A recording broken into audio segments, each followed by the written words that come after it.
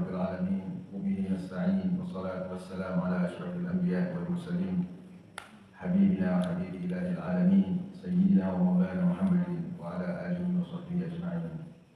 أما بعد، اللهم صل وسلم على سيدنا محمد مفتاح باب رحمة الله عدد ما في علم الله صلاة وسلاما دائمين بدوام ملك الله وعلى آله وصحبه. Assalamualaikum warahmatullahi wabarakatuh. Waalaikumsalam warahmatullahi. Alhamdulillah rabbil alamin. Kita panjatkan syukur kehadirat Allah Subhanahu wa taala di pagi hari awal Ramadan. Kita dapat berjumpa kembali melanjutkan kajian kita yang biasa kita lakukan di hari Rabu malam. Pada pertemuan kali ini kita sampai pada hikmah yang ke-168. Saya melihat di dalam hikmah ini sebetulnya Syekh Ibn Athaillah membawa kita pada keadaan-keadaan manusia yang keadaan-keadaan yang berbeda di dalam diri manusia. Jadi beliau tidak sedang menjelaskan tentang perbedaan-perbedaan antara satu manusia dengan manusia lain, tapi justru menjelaskan perbedaan-perbedaan yang terjadi pada satu diri manusia. Jadi seseorang itu bisa dalam keadaan tertentu, bisa pula dia berpindah ke dalam keadaan yang lain. Sebelum hikmah yang kali ini akan kita bahas itu, kita tahu bahwa Syekh Ibn Athaillah telah menjelaskan kepada kita bagaimana pentingnya kita mengekspresikan rasa kehambaan dengan memanjatkan doa kepada Allah Subhanahu wa taala, memohon kepada Allah Subhanahu wa taala sebagai perwujudan rasa butuh kita, rasa kemiskinan kita, rasa kefakiran kita kepada Allah Subhanahu wa taala. Dan itulah ekspresi hamba, seorang hamba kepada Tuhan. Bahkan dalam Al-Qur'an ketika hamba itu tidak mau berdoa, tidak memohon kepada Allah Subhanahu wa taala, dikatakan hamba yang sombong, yang takabur. Karena dia tidak pernah menyatakan atau mengekspresikan rasa kebutuhannya kepada Allah Subhanahu wa taala. Sehingga ketika dia mendapatkan sesuatu, memperoleh anugerah sesuatu, dia tidak merasa bahwa itu berasal dari Allah, tapi merasa berasal dari usahanya sendiri. Nah, di lain waktu, di hikmah-hikmah yang berikutnya, Syekh Ibn Athaillah membawa kita kepada hal yang sebaliknya, menjelaskan kepada kita bahwa Allah Subhanahu wa taala sebelum kita meminta itu telah menetapkan segala sesuatu, kadarnya maupun jatah kita itu di alam azali. Jadi sampai dia mengatakan, di mana engkau ketika engkau meminta itu, engkau belum ada saja, Allah Subhanahu wa taala sudah menetapkan jatahmu di alam azali. Itu ada di dalam salah satu hikmah yang pernah kita bahas. Jadi keadaan-keadaan yang berbeda ini dijelaskan oleh Syekh Ibn Athaillah bisa terjadi pada setiap orang. Ya. Jadi seseorang bisa suatu ketika dikuasai oleh perasaan pasrah kepada Allah Subhanahu wa taala, pasrah kepada Allah, pasrah kepada ketetapan Allah Subhanahu wa taala, yakin kepada apa yang telah diberikan atau ditetapkan Allah Subhanahu wa taala itu adalah terbaik buat kita. Tapi pada saat sehingga dia tidak memohon kepada atau tidak meminta apa-apa kepada Allah Subhanahu wa taala kalau mempercayakan segala sesuatunya kepada Allah, tapi di saat yang lain datang rasa di dalam diri manusia itu untuk menyatakan atau mengekspresikan kehambaannya dengan cara memohon, melintih di hadapan Allah Subhanahu wa taala, mohon ampun, memohon hajat-hajat yang dia perlukan, ya. Dan itu semua ada contohnya di dalam sumber-sumber keislaman kita, baik Al-Qur'an maupun hadis. Untuk itu kita baca hikmah ini, teksnya dulu, nanti kita uraikan lebih jauh. Al-hikmatu tsaminatu was-sittuna ba'da al-mi'ah. Hikmah yang ke-168. Qala Asy-Syaikh Ahmad bin Athaillah As-Sakandari rahimahullah. Rubbama dallahumul adabu ala tarki talab. I'timadan ala qismatihi wa ishtighalan bi dzikrihi an mas'alatihi. Rubbama dallahumul adab, barangkali saja adab atau rasa sopan santun itu dalahum membawa mereka ala tarkib talab, untuk meninggalkan permohonan, permintaan. I'timadan ala qismati, karena bersandar pada kuota yang telah ditetapkan Allah SWT, pada jatah yang telah ditetapkan oleh Allah SWT. Washtighalan, dan karena sibuk bidzikrihi an mas'alati, dengan zikir atau mengingat Allah SWT, sehingga tidak sempat untuk memohon kepada Allah SWT. Nah, kira-kira itu teks hikmahnya. Di sini diawali dengan kata rubbama. Ya. Rubbama itu artinya ada kalanya. Ya. Ada kalanya, artinya tidak selalu. Kalau kita berkata ada kalanya, itu berarti tidak selalu. Nah, kata rubbama di sini jadi kunci bahwa manusia itu tidak selalu punya keadaan seperti yang digambarkan ini. Boleh jadi dia dalam keadaan lain. Nah, jadi di sini kita bisa melihat ada dua keadaan. Kata Syekh Al-Buti katakan yang bagi an tafhama kalimat rubbama. Jadi kita harus betul-betul memahami kalimat rubbama ini. Huna ala anna hada lalatan ala annahu ay al-ulama ar-rabbaniyun tamurru bihim halan. Ini menunjukkan bahwa di kalangan para alim, di kalangan kaum rabbaniyun maupun di kalangan orang-orang awam juga, itu kita ini melewati berbagai macam keadaan. Ya, keadaan beragama kita ini selalu lewat bermacam-macam keadaan. Jadi kadang-kadang kita merasa begini, nanti berubah menjadi begini. Nah, likullin minha ta'thirun mutamayyizun alaihi. Setiap jalan ini, setiap keadaan yang kita lewati ini, itu punya pengaruh terhadap diri kita, terhadap rohani kita, terhadap jiwa kita. Farubbama marrat bihim halat ash'arathum anna at-taslima li qada'illahi wa hukmihi huwa al-alyaqu bil 'abdi tijaha rabbih. Kadang-kadang lewat di hadapan mereka keadaan-keadaan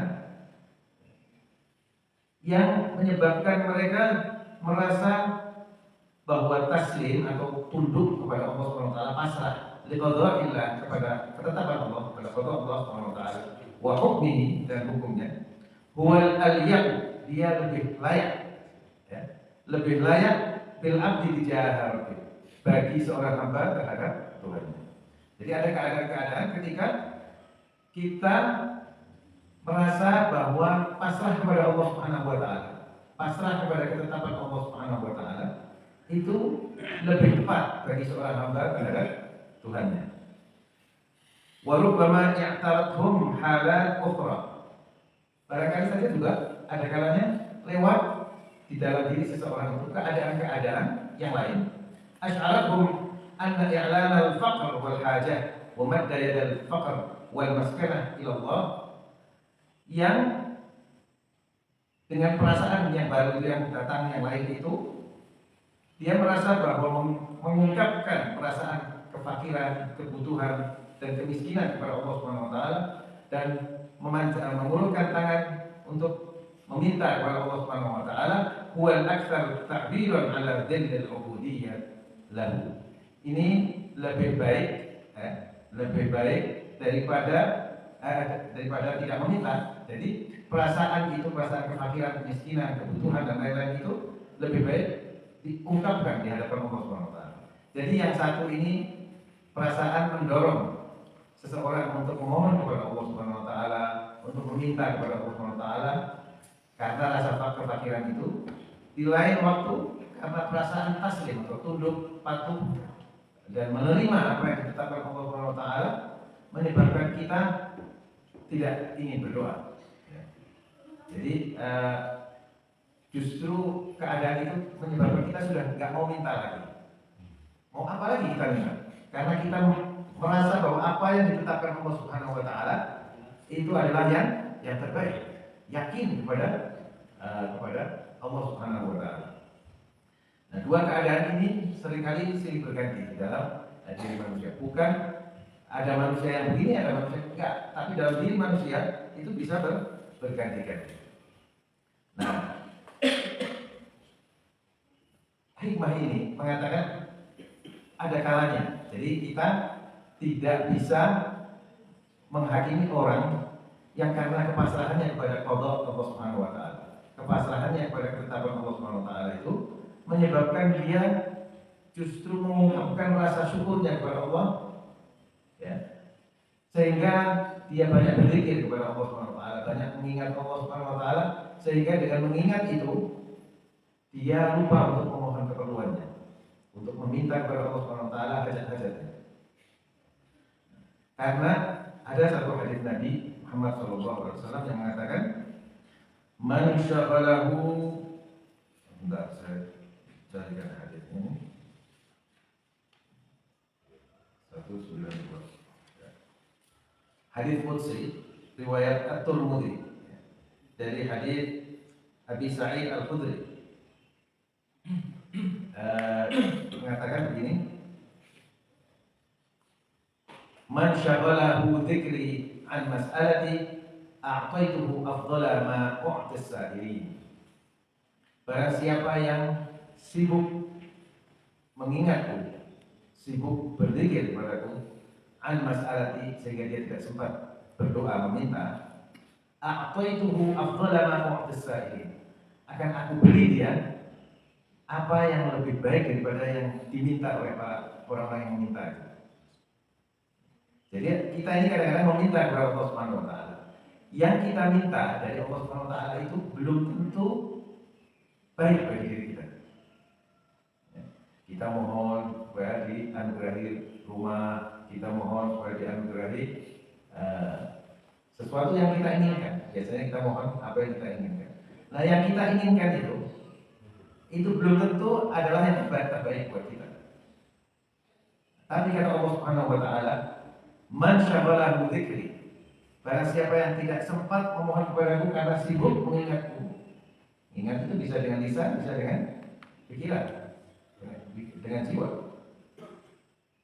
A'taituhu afdhala ma u'ti as-sa'ilin. Akan aku beri dia apa yang lebih baik, apa lebih utama, lebih afdal daripada apa yang diminta oleh orang-orang yang meminta. Nah, jadi dari hadis itulah maka Syekh Ibn Athaillah kemudian menyatakan rubbama adallahul adabu ala tarkil at-talab. Jadi barangkali saja ada kalanya orang tidak sempat memohon kepada Allah Subhanahu wa taala karena dia sibuk dengan berzikir dan merasa tidak layak meminta. Apalah yang saya minta, apakah memang betul yang terbaik bagi saya? Misalkan begitu. Nah, karena itu dia meninggalkan memohon kepada Allah Subhanahu wa taala. Tapi dia tidak meninggalkan. Nah, ini bedanya antara munajat, ya, bermunajat kepada Allah Subhanahu wa taala, doa dengan talab. Waktu itu pernah dijelaskan oleh Syekh Ibn Athaillah bahwa misalkan biasanya di dalam Al-Quran para nabi itu kalau berdoa, di dalam doanya itu terkandung talab, permintaan, tapi juga terkandung munajat. Jadi menyatakan diri kehambaan kita, kerendahan kita, kelemahan kita, dan mengungkapkan rasa kebesaran Allah Subhanahu wa taala. Misalkan tadi ayat yang dibaca tadi waktu sholat subuh,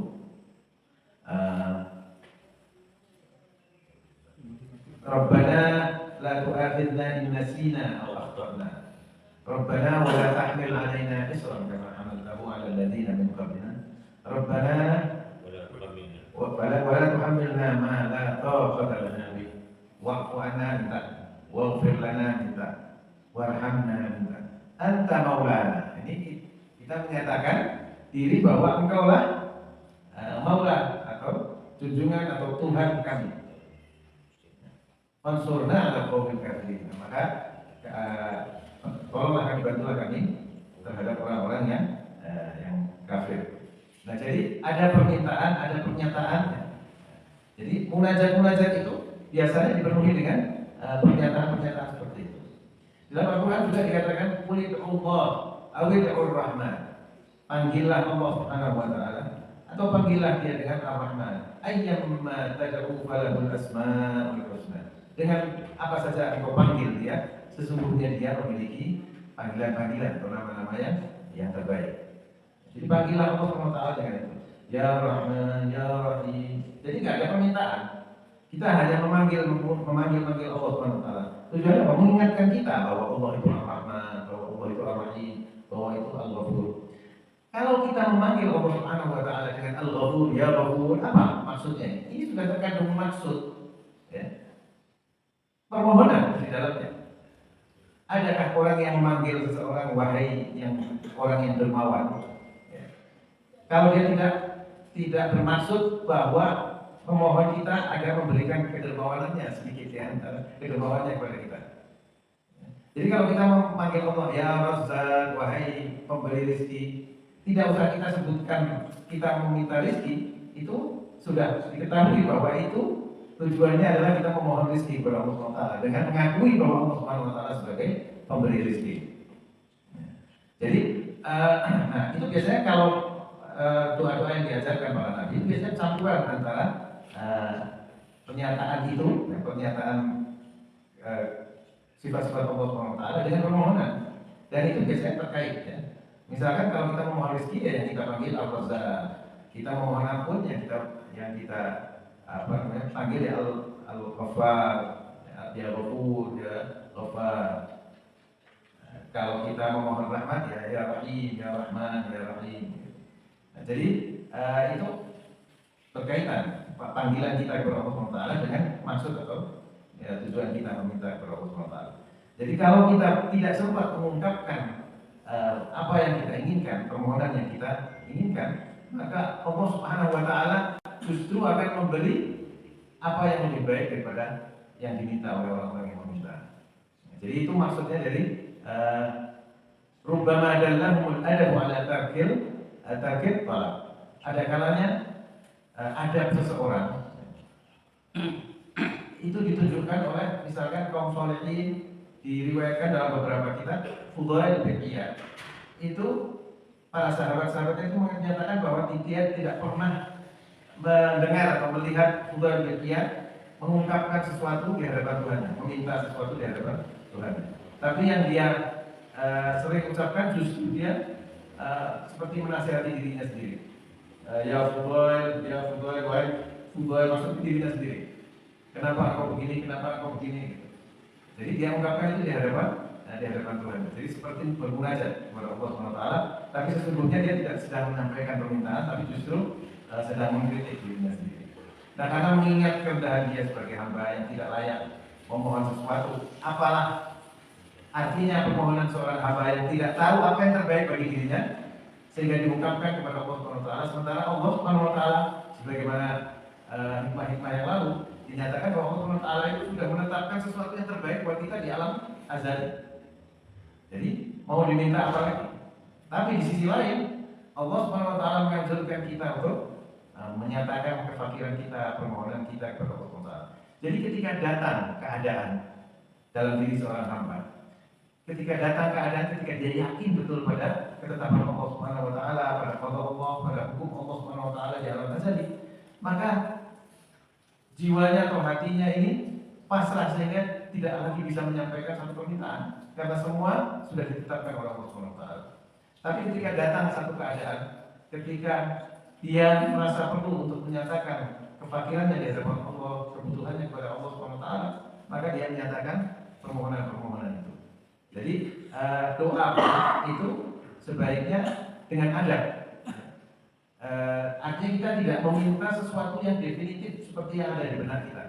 Orang seringkali memohon kepada Allah SWT sesuatu yang sama dia dispesifikkan. Jadi dirinci mintanya ini, kalau minta jodoh minta si anu jadi istri saya dan padahal dia seharusnya dia bermohon kepada Allah SWT sesuatu yang sifatnya umum.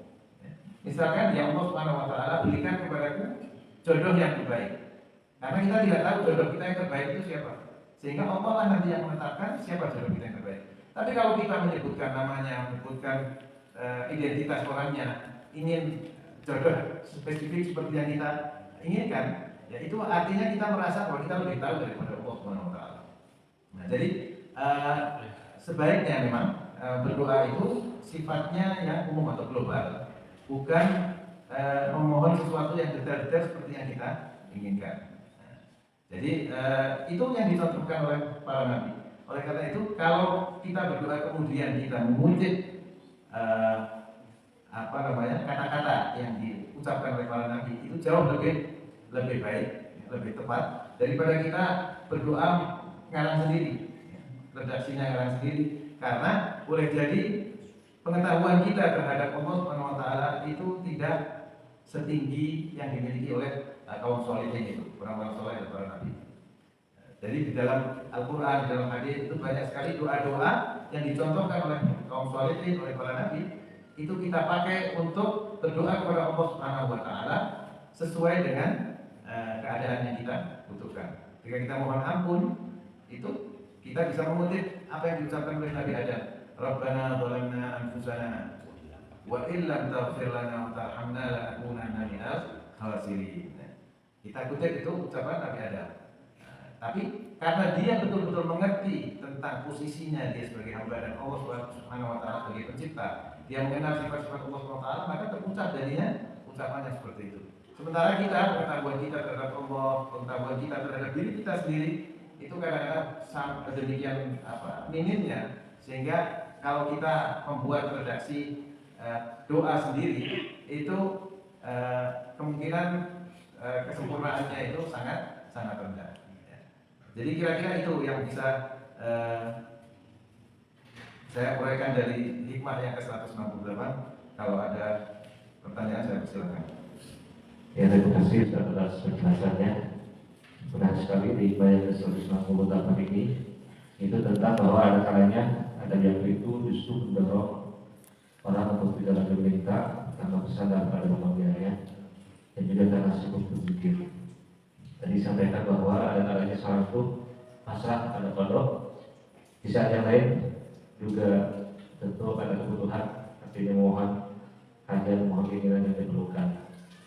Juga bisa jadi karena dia sibuk berzikir tapi tidak melupakan Allah. Kita lihat bagaimana para nabi doa itu berbeda, tapi juga terkadang isinya itu adalah mengajak.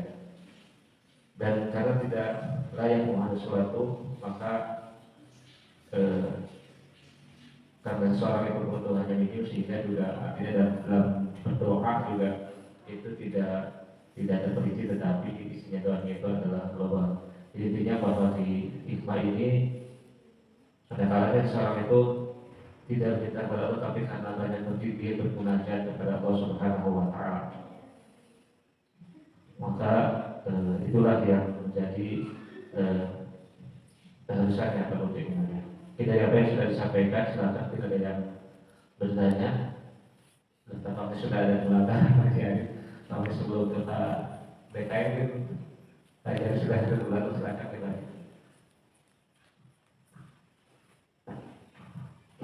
Terima kasih Pak Moderator, terima kasih Pak Ustaz. Mohon maaf Pak Ketua DKM, saya duluan. Saya melihat membaca hikmah ini yang 168 Pak Ustaz, ini menarik sekali Pak Ustaz. Karena menurut Ibnu Athaillah As-Sakandari, seorang kita tahu bahwa beliau ada seorang tarekat sufi pemuka, bahkan lahir 600 tahun setelah Rasulullah dan umurnya relatif singkat, itu 59 tahun. Beliau sudah mendalami setiap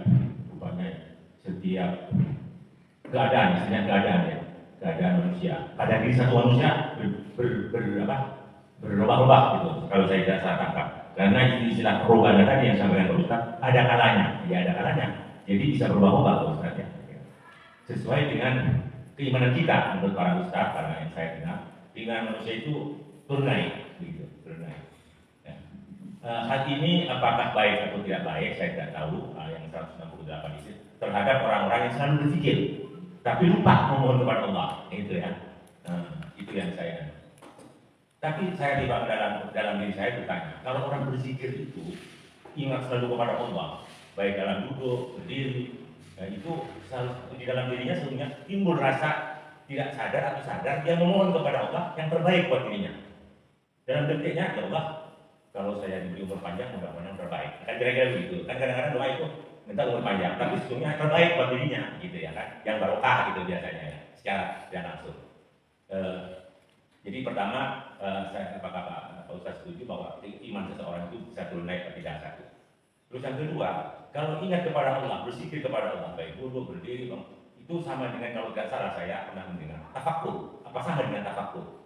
Karena tafakur itu menurut para ulama, bahkan kemarin pada waktu kajian saya kajian tafsir, tafakur itu lebih baik dari beribadah 60 tahun, Ustaz.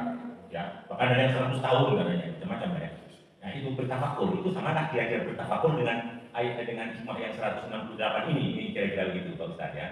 Nah, saya kira itu untuk sementara Pak Ustaz. Mohon. Ya, di antara keistimewaan yang dimiliki oleh manusia itu adalah kemampuannya untuk berpikir. Itu berkali-kali dinyatakan oleh Allah Taala dalam Al-Quran. Afala ta'qilun, afala tatafakkarun. Wa fi dzalika laayatin liqaumin yatafakkarun.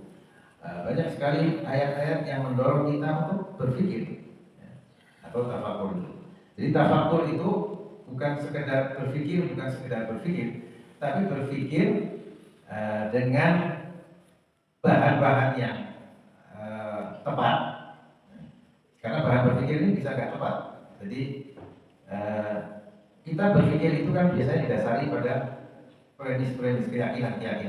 Nah kalau keyakinannya ini dasarnya ini tidak tepat, berpikirnya itu nanti tidak akan benar. Jadi kalau kita dengan dasar-dasar pemikiran yang tepat, kemudian mengantarkan kita kepada Allah Subhanahu Wa Taala, itu berpikir yang bagus. Itu yang disebut pikir itu di situ. Jadi berpikir, merenung, ya, tadakur, tafakur itu harus mengantarkan kita kepada pengakuan kepada keagungan Allah dan kerendahan hamba. Kalau tidak membawa kita kepada keadaan seperti itu justru menyesatkan berpikirnya. Tafakurnya justru menyesatkan. Kalau kita berpikir kemudian membawa kita pada kesimpulan sehingga kita ini jadi orang yang lebih sombong, yang lebih takabur di hadapan Allah Taala, itu jelas pemikirannya yang salah, keliru. Jadi tafakur itu harus mengarahkan kita kepada kebesaran Allah Subhanahu Wa Taala. Itu di dalam Al-Quran kan jelas ya, dikatakan wa yatafakkaruna fi khalqis samawati wal ardh, dan alladzina yadhkuruna Allaha qiyaman wa qu'udan wa 'ala junubihim wa yatafakkaruna fi khalqis samawati wal ardh. Yaitu orang-orang yang mengingat Allah Subhanahu Wa Taala baik dalam keadaan berdiri, duduk atau berbaring. Jadi dalam semua keadaan kita selalu ingat kepada Allah. Mau tidur ingat sama Allah Subhanahu Wa Taala. Maksudnya kan ada, kalau mau tidur bacanya ini untuk apa? Untuk mengingatkan kita kepada Allah Subhanahu Wa Taala. Untuk mau duduk juga bihaulillahi wa quwwatihi aqumu wa aqwam. Dengan daya dan kekuatan Allah lah saya bisa berdiri dan duduk. Ya, kemudian berbaring, ada mau tidur ada Allahumma inni arja'tu jambi ilaik. Aku baringkan tubuhku ini di hadapanmu. Nah jadi semua itu mengarahkan kita kepada mengingat Zat yang Maha Kuasa, yang Maha Besar, yang Maha Agung, yang Maha Pemurah. Kalau pemikiran itu tidak mengarahkan kita kepada kesimpulan itu, yaitu tafakurnya keliru. Jadi kalau yang dimaksud tafakur itu adalah tafakur yang seperti itu sama dengan zikir. Ya. Karena di situ kira-kira alladzina yadhkuruna Allaha qiyaman wa qu'udan wa 'ala junubihim wa yatafakkaruna fi khalqis samawati wal ardh, sehingga sampai pada kesimpulan Rabbana ma khalaqta hadza batila. Ya Allah, tidaklah Engkau ciptakan semua ini sia-sia tanpa tujuan. Subhanaka, maha suci Engkau terhadap apa yang dipikirkan oleh manusia. Bahwa ada kan ada orang yang berkesimpulan bahwa dunia ini ada itu nggak ada manfaatnya, ya sia-sia saja. Di dalam Al-Quran dijelaskan wa ma hadhihi hayatud dunya illa namutu wa nahya wa ma yuhlikuna illa dahr. Kita ini di dunia cuma hidup dan mati saja. Wa ma yuhlikuna illa dahr. Yang menghancurkan kita ya waktu saja. Kalau waktunya habis, kita hancur gitu. Itu kan kaum dahriyun dikatakan. Jadi orang-orang yang tidak percaya pada hikmah di balik penciptaan. Nah, ketika kita sudah sampai pada kesimpulan seperti itu, maka tafakur kita itu lebih baik daripada ibadah kita 1000 tahun. At-tafakkur sa'ah ka ibadati alfi sanah. Hadisnya juga. Jadi tafakur 1 jam, 1 saat itu lebih baik daripada ibadah 1000 tahun. Karena apa?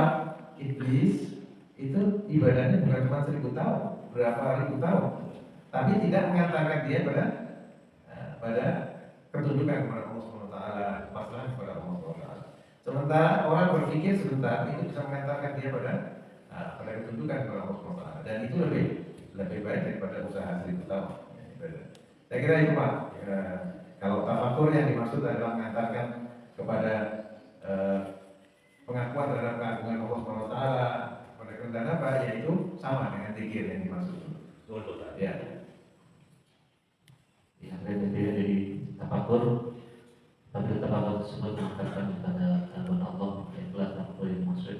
Dan juga ada juga yang tadi tafakur itu kan sudah berusia betul, ada juga di hadis yang lain 60 tahun. 60 tahun ada. Siti masalah. Misalnya yang berikutnya tafakur pada DKM berkonsepsi. Bismillahirrahmanirrahim. Assalamualaikum warahmatullahi wabarakatuh. Waalaikumsalam. Pak Ustaz, mohon pendapat Ustaz nih kaitan dengan doa. Tadi disarankan juga kalau doa itu mungkin doa para nabi yang ada di Al-Quran yang lebih afdol gitu. Nah sekarang menyatakan doa itu kan bagaimana kalau di dalam bahasa ibu, artinya bahasa Indonesia. Kadang-kadang kalau penceramah berdoa dalam bahasa Indonesia, kita mendengar mengaminkannya itu masuk gitu. Tapi kalau bahasa Arab ya, karena kita bukan bahasa ibu, rasa penerimaan di sininya lebih ini. Jadi lebih kena gitu ya. Nah, bagaimana kalau kita tidak selalu bahasa Arab, tapi kita bahasa Indonesia berdoa itu. Kemudian saya juga ke cucu-cucu jarang pakai bahasa Arab ya. Karena mereka ngerti kalau aminkan ya, aktif mau bicara doa, saya bahasa Indonesia supaya mereka mengaminkannya tuh benar, mendoakan untuk mereka. Karena mereka nggak ngerti gitu ya. Nah, bahasa Arab itu sebagian besar orang Indonesia kan nggak ngerti. Nah, jadi kalau amin. Tapi kalau dalam bahasa Indonesia kadang-kadang ada yang khotbah bahasa Indonesia kita bisa nangis karena ada rasanya. Jadi pendapat saya gitu. Nggak apa-apa. Jadi doa dalam bahasa apapun yang kita mengerti nggak masalah. Jadi maksudnya bukan kata-katanya, tapi isinya itu ya. Isinya itu seperti yang diminta oleh para nabi itu. Jadi boleh jadi kalau di bahasa Indonesia kan itu kata-katanya berbeda, tapi maksudnya sama.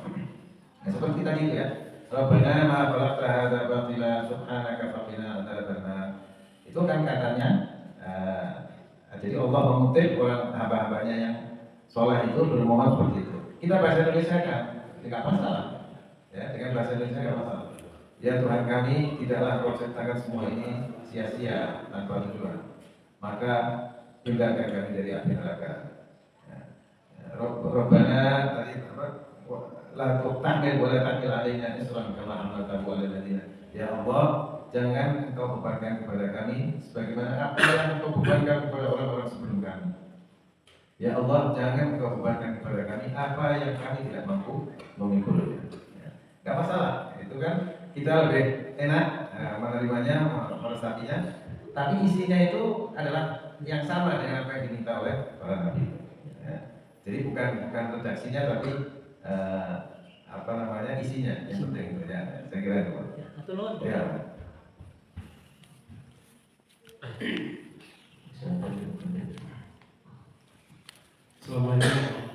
Waalaikumsalam warahmatullahi wabarakatuh. Kejadian Pak Ustaz yang dialami mungkin dari beberapa pengalaman pada saat kita melaksanakan suatu kegiatan. Suatu saat ada seseorang memberikan suatu hadiah kepada orang lain yang hadiah itu sangat bermanfaat apabila dilakukan, apabila dikerjakan. Tapi orang tersebut mengatakan apa nih maksudnya? Oh, maksudnya biar dipakai agar barang tersebut bisa mengalir pahalanya kepada. Wah, berarti itu pamrih dong, katanya. Lah, kok masalah itu pamrih sebenarnya? Jadi hal yang baik yang kita lakukan dikatakan pamrih. Nah, itu yang pertama. Yang kedua, kalau berdoa itu jangan pamrih kita kepada Allah gitu. Lah, kita kan berdoa minta sebenarnya. Tapi kalau dikatakan pamrih, nah seperti itu kalau mohon tanggapannya. Terima kasih, Pak. Ada dua macam sebetulnya.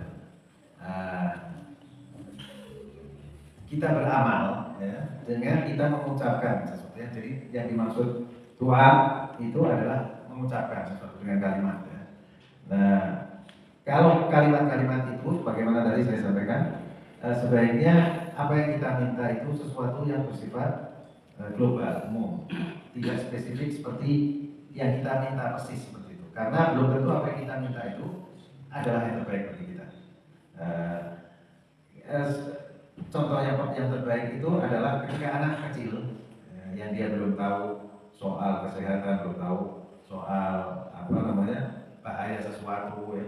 Dia meminta sesuatu pada orang tuanya. Nah, orang tua yang bijak, yang tahu, tentu walaupun dia sayang kepada anaknya itu, tentu dia akan melihat yang diminta anaknya ini baik dan untuk dia. Kalau dia minta sesuatu yang berbahaya pasti tidak dikasih. Tapi dikasih yang lain sama orang tua yang lebih baik buat kita. Pasti seperti itulah kira-kira. Tuhan itu jauh lebih tahu yang terbaik buat kita, sehingga kita ini kalau minta yang terbaik saja. Minta jodoh yang terbaik, minta pekerjaan yang terbaik, minta rezeki yang terbaik. Jadi itu ucapan. Tapi kalau amal, perbuatan, amal itu memang kita lakukan ya, dengan mengharapkan balasan dari Allah Subhanahu Wa Taala. Karena kalau kita ini beramal itu tidak ada harapan itu, maka amal kita ini dianggap sia-sia, nggak ada. Jadi ya itu makanya di dalam hadis misalkan, man qama ramadhana imanan wa ihtisaban, dengan iman wa ihtisaban dan menghitung amalan. Jadi kita mengetahui betul bahwa amal ini memang akan membuahkan hasil yang baik buat kita. Jadi kita seperti menanam kan di sini. Kalau seseorang itu hanya menanam tidak mengharapkan sesuatu dari hasil yang dia tanam, ya itu sia-sia. Meskipun hasilnya itu bukan kita yang menikmati, tapi misalkan anak cucu kita, tapi kan kita mengharapkan sesuatu yang akan kembali kepada kita. Jadi semua amal itu kita dianjurkan kepada Allah SWT untuk melakukan amal itu dibarengi dengan janji Allah SWT untuk memberikan balasan dari amal itu. Di dalam Al-Quran sudah banyak ayat-ayat barang siapa yang menafkahkan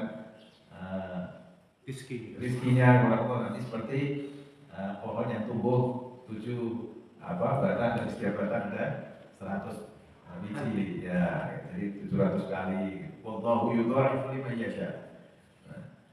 Jadi kalau amal itu memang nggak bisa kita dikatakan pamrih, itu nggak bisa. Ya, memang itu kita pamrih itu mungkin kalau kita mengharap balasannya itu segera di dunia. Ya. Tapi kalau kita mengharapkan balasannya dari Allah SWT, semua kita ini beramal dan mengharapkan balasan dari Allah SWT. Bukan pamrih. Ya, bukan pamrih. Ya. Ya, jadi kalau yang disebut orang yang dimaknai orang biasanya dengan pamrih itu, kalau orang itu mengharapkan kembalinya itu segera di dunia ini. Nah, itu pamrih. Tapi kalau mengharapkan balasan dari Allah SWT, ya akhirat, ya semua amal itu memang diharapkan. Di antara salah satu pokok ajaran Islam adalah percaya bahwa amal-amal kita itu akan membuahkan hasil di akhirat. Itu kepercayaan Islam yang paling pokok. Wabil akhiratihum yuqinun.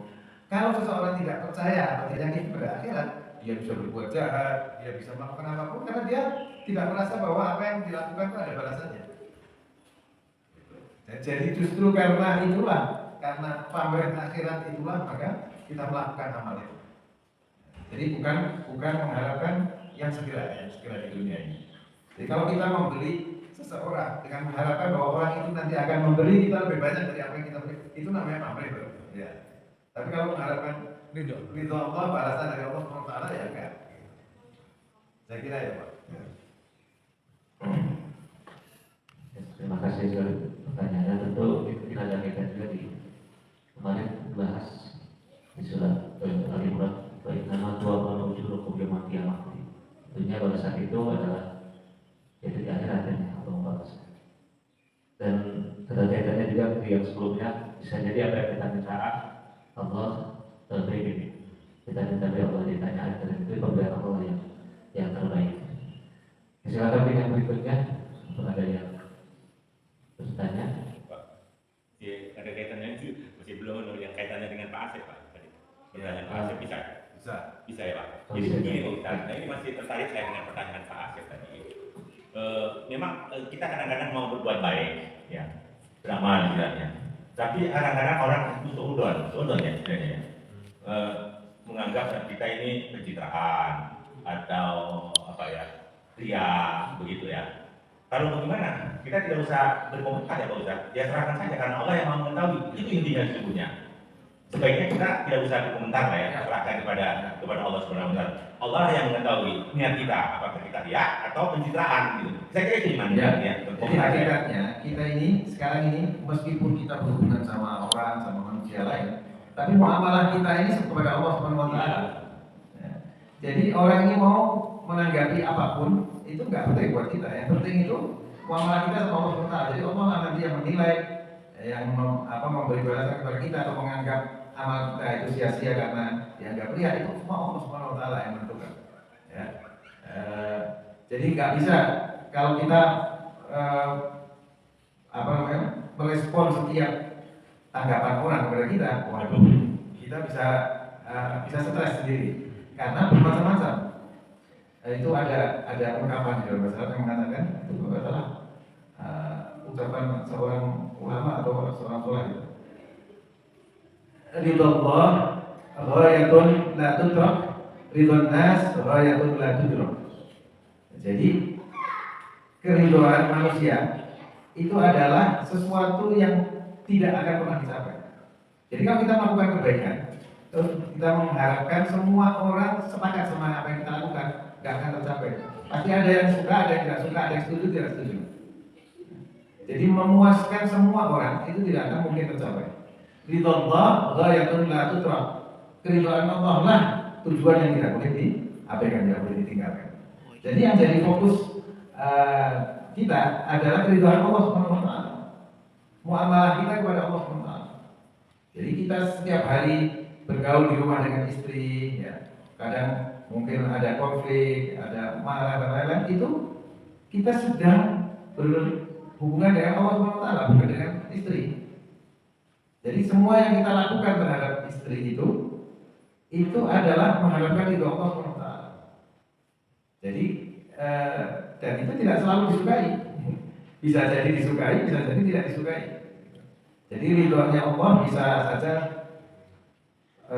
berbarengan dengan ridho manusia, tapi kadang-kadang ridho Allah itu bisa jadi bertentangan dengan ridhonya manusia. Sehingga apapun yang kita lakukan, ya tujuannya hanya ridho Allah saja. Ya, apapun respon orang itu kan jadi masalah buat kita. Ya, saya kira itu Pak. Ya, benar sekali bahwa apapun yang kita lakukan itu adalah ridho Allah Subhanahu wa taala. Kita pakai Haji Haji silakan. Saya mungkin memberikan habis ya kira-kira seperti itu. Yang tadi sampaikan Pak Asep itu, Pak Asep bisa menarik benangnya. Jadi tahapan kita itu mulai dari yang kasar menuju ke arah yang halus. Ajaran agama kita juga seperti itu. Seperti hanya kita mendidik anak kita. Yang awal pasti kita kasih stimulus, terus kita ribet punishment itu tahap apa pasti itu. Kalau nanti kamu gini, nilainya lebih bagus, saya kasih ini. Nah, dia terpancing untuk dapat nilai bagus karena ada iming-iming makanan misalnya. Tapi nanti pas dia menempuh itu, kan orang itu mempunyai sifat bosan. Jadi kepuasan orang itu batasannya pendek aja, bosan. Makanya kalau kita memberikan pelayanan orang sama, besok orang yang tadinya puas itu terus gitu melulu. Kalau kita nggak ada diversifikasi pasti akan seperti itu. Nah seperti halnya juga kita. Loh kok ada orang yang berbuat, beramal itu tanpa mengharapkan pahala. Lah, dia levelnya sudah beda, Mas. Level yang kita saat ini pengen sesuatu, bahkan kita itu membohongi diri sendiri juga sering. Namanya kegiatan artifisial. Contoh yang paling gampang, kita pura-pura senang datangnya Ramadan. Karena ada ayat, siapa yang senang datangnya bulan Ramadan, api neraka tidak akan pernah menjilat. Nah, kita terus pura-pura senang. Kenapa kamu senang? Bingung. Alasannya aja nggak tahu, berarti nggak, kamu artifisial dulu. Karena apa? Nah, mungkin kalau dia mau berterus terang, ya sebenarnya saya sih ya biasa-biasa aja, ini mau datang bulan Ramadan mau enggak. Buktinya setelah habis Ramadan, saya habis Ramadan itu baliknya yang sebelum Ramadan. Padahal di situ kalau kamu habis Ramadan, nanti namanya Syawal itu peningkatan. Saya nggak ada peningkatan. Nah, berarti kamu masih ada masalah di situnya. Biasanya masalah utamanya di iman tadi. Nah, nanti mudah-mudahan kita selama Ramadan ini ngupas masalah ini supaya penyakit itu ternyata di situ dong. Kita kan sering kayak gitu. Itu Ramadan kan berkali-kali, habis Ramadan balik lagi kayak dulu dan sebagainya. Padahal itu sistematikanya ditinjau dari sifat, dari sisi fisik, non fisik sama itu betul ini. Dan ilmu sekarang, ilmuwan sekarang itu sudah membuktikan kayak gini. Oh, ternyata Quran udah ngomongnya udah dulu gitu. Jadi bisa itu nanti contoh-contohnya ini. Oh, berarti gitu ya. Luar biasa Islam itu. Nah, nanti akan seperti itu. Yang pertama, jadi nggak apa-apa mau berbuat karena ada ini. Ya memang agama mengajarkannya gitu kan. Tapi nanti pas pada saatnya kita udah lebih dari level itu. Lah, kenapa kamu berbuat? Pokoknya sudah tinggalkan. Karena apa? Yang dulu berbuat dikasih itu udah naik. Jadi kita dengan sendirinya akan ke sana. Sehingga kita diharapkan untuk selalu beramal. Tidak ada rasanya, lakukan terus gitu. Nanti pas pada saatnya itu nyampe sendiri. Allah kan lama-lama juga. Aduh, kasihan juga ini orang ini. Ya mono, tapi juga masih tetap kayak gitu dan sebagainya. Makanya yang paling bagus kalau menurut saya di Ramadan ini kajian yang paling banyak itu tentang tazkiyatun nafs. Jadi membersihkan hati. Kenapa? Loh, kita berbuat tuh hati itu ya. Yang nyuruh itu hati. Kan ayatnya sudah jelas kan? Yang barang segenggam itu untuk seluruh visi kita itu tergantung itu. Kalau itu buruklah kita. Nah, makanya itu dibersihkan terus. Makanya di budaya kita ada munggahan itu sebenarnya kan ada patus. Munggahan itu kan naik ke atas tempat yang lebih tinggi, cari sumber air. Nah, yang sumber air itu, kenapa sumber air di atas itu lebih bagus? Karena struktur molekulnya itu jauh lebih tertata, lebih rapi. Dan itu lebih bagus. Nah, itu yang dipakai untuk membersihkan fisik kita supaya kita itu secara fisik bersih. Pikiran kita juga mulai ikut ya non fisiknya ikut ya, sebenarnya itu kan kata-kata itu banyak lah. Itu ulama-ulama kita zaman dulu Sunan itu membahas yang masalah itu luar biasa itu zaman itu loh. Zaman abad 16 loh. Dia menciptakan hal yang kayak gitu tuh abad 16. Padahal kita ngupasnya masih abad sekarang abad 21. Luar biasa itu orang itu. Jadi Sunan-sunan kita itu luar biasa memang. Ya itu lah. Itu yang pertama. Dan menanggapi yang apa? Yang ketiga tema ini saya hanya ingin menyampaikan satu. Jadi di makrokosmos itu bisa dilihat dari mikrokosmos.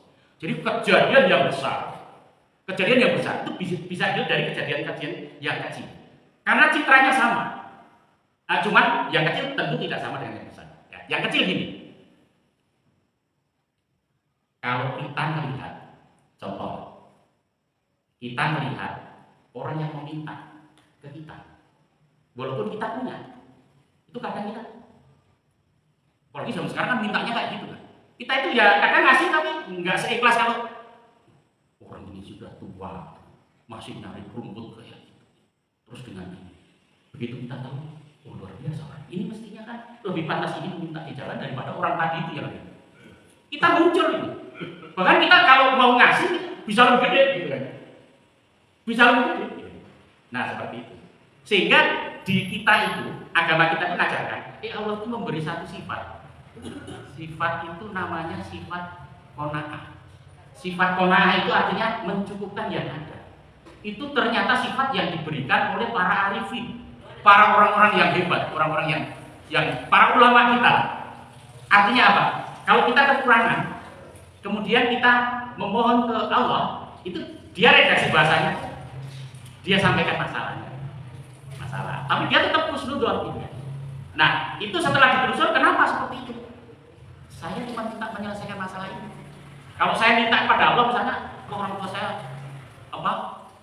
operasi besar, saya pas nggak punya uang saya nggak cukup, gila. Mudah-mudahan diberikan uang sekian. Redaksi kita pasti gitu. Tapi kalau kita mintanya Allah, ya dengan bahasa yang jauh lebih halus dengan hati dan kita tetap berhusnuzon. Allah itu memberi solusi. Nah, kalau solusinya dari Allah, itu presisinya itu tepat. Kalau Muhammad bilangnya presisi, apa? Nanti tidak kelebihan dan tidak kurang. Tersolusi gitu. Kita kan masalah kita itu karena sesuatu itu kadang kurang, kadang berlebih. Kurang jadi masalah, berlebih juga jadi masalah. Itu yang oleh para ulama kita itu, ya kalau bisa itu ya pas lah. Makanya sifat qanaah itu, kita misalnya ada yang kurang baca surah Fatihah pagi hari, supaya apa? Diberikan rezeki, itu sebenarnya enggak. Dia hanya akan mengulik sifat itu tadi, sifat qanaah. Karena apa? Dia husnudzon pada Allah, ya Allah, yang kau berikan ke saya ini segini, pasti cukup. Dia dengan effortnya dia itu betul-betul cukup. Uangnya ya enggak logis ini. Kayak gitu, kayak pondok-pondok itu kan anggarannya kan kecil kan. Tapi kok ya sehat-sehat cantiknya kok ini, kok manajemennya ini namanya manajemen pondok. Kayak gitu aja. Jadi apa yang ada harus gitu. Enggak boleh berlebih. Karena kalau organisasi punya effort berlebih, anggaran berlebih, resource berlebih, itu kita akan melakukan hal-hal yang logo, hal-hal yang terlalu penting dikerjakan. Karena mau ada uang itu. Tapi kalau kurang ribut juga. Ini kamar mandi pasti terus Pak Ibu nggak punya uang. Makanya tadi itu harus betul-betul pintar. Makanya kalau organisasi, misalnya kayak masjid lah, uangnya lebih hati-hati menurut. Bisa apa? Tadi itu. Yang orang infak maunya infaknya dioptimalkan untuk kemaslahatan yang lebih besar, ternyata cuma dipakai untuk gitu-gitu. Kan kita yang salah. Kita memanfaatkan apa? Kita menggunakan uangnya jamaah untuk, nah tujuannya apa? Nah seperti itu. Jadi memang kalau kita mengelola sesuatu, itu pahalanya gede banget. Tapi resikonya juga gede banget, gitu kan? Besar sekali. Nah ini bagi kita. Saya cuma pesan itu saja. Kita lebih banyak mengupas tazkiyatun nafs, membersihkan barang kita yang sangat paling berharga. Itu mungkin akan jauh lebih bermanfaat. Terima kasih. Terima kasih untuk karena waktu juga mungkin silakan sekali kami menutup dari apa yang disampaikan oleh Pak Jaris. Silakan. Ya, sebagai kesimpulan aja, jadi tadi kita sudah sampaikan bahwa Syekh bin Athaillah dalam hikmah ini menyatakan bahwa di dalam diri manusia itu seringkali berubah-ubah ya, statusnya dari orang yang percaya sekali atau yakin sekali dengan ketetapan Allah SWT sehingga dia merasa tidak layak untuk meminta sesuatu. Tapi pada saat yang sama kadang-kadang orang itu berpindah dari status itu dan merasa bahwa dia perlu menyatakan kebutuhan, kemiskinan, kefakirannya di hadapan Allah Subhanahu wa taala.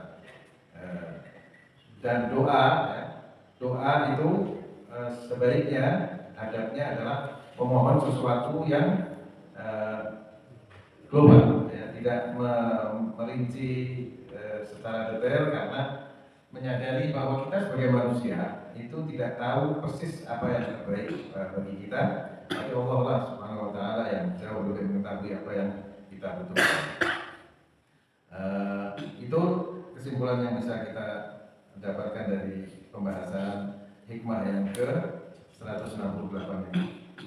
Mari kita tutup kajian pagi ini dengan membaca doa kafaratul majlis bersama-sama. Subhanallah wa bihamdika asyhadu an la ilaha illa anta astaghfiruka wa atubu ilaik. Assalamualaikum warahmatullahi wabarakatuh. Waalaikumsalam warahmatullahi wabarakatuh.